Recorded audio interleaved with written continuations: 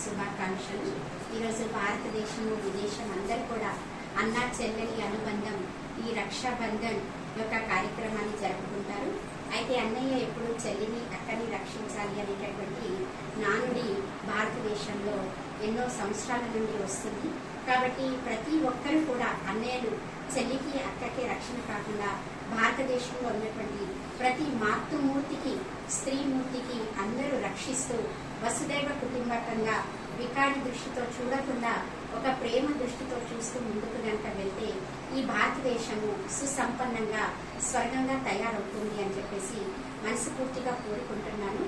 ఎప్పుడు ప్రతి సంవత్సరం కూడా మన యొక్క పలుగుట స్వామీజీ గారికి వచ్చి నేను ఒక సోదరునిగా మా సోదరుడికి రాఖీ కట్టి, ఎందుకంటే స్వామీజీ గారు ఎంతో మంది యొక్క సేవలలో వేల మంది సేవలో ఈరోజు కూడా ఇక్కడ అన్నదానం యొక్క కార్యక్రమం యొక్క ఏదైతే మొన్న పునాది వేయడం జరిగిందో దాని యొక్క కన్స్ట్రక్షన్ ఫీల్డ్ లో ఉంటూ కూడా ఎంతో మందికి ఉచిత భోజనమే కాకుండా ఉచిత విద్య, ఉచిత వైద్యం, ఉచితంగా ఎన్నో సేవలు అందిస్తున్నటువంటి మా స్వామీజీ గారు లక్షల సంఖ్యలో అందరికీ సేవలు అందిస్తున్నందుకు సోదరి తరఫు నుండి అందరి తరఫు నుండి కోటి కోటి కోటి కోటి కోటి కోటి ధన్యవాదాలు.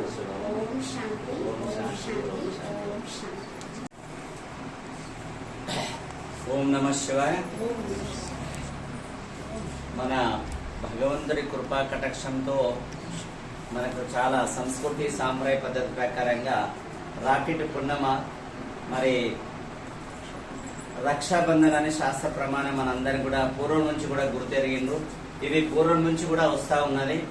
మనకు ఓం శాంతక్కయ్య నిజామాబాద్ వాసులు అసలు ప్రతి సంవత్సరం అంటే మాకు కంటిన్యూ వస్తూ ఇంకా అక్కడక్కడ ఎక్కడైతే ప్రేమ, ఎక్కడైతే ఆత్మీయత ఉన్నదో జైళ్ళలో కూడా కట్టడం అది అదృష్టంగా భావిస్తుంది. ఎందుకోసంటే అక్కడ ఎవ్వరు దానిలను చేసేటోళ్ళు లేరు.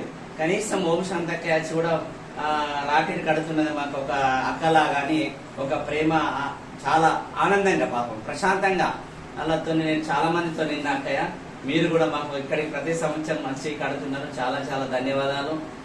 మరి మనం ఎంత చెప్పుకున్నా మనం తక్కువనే.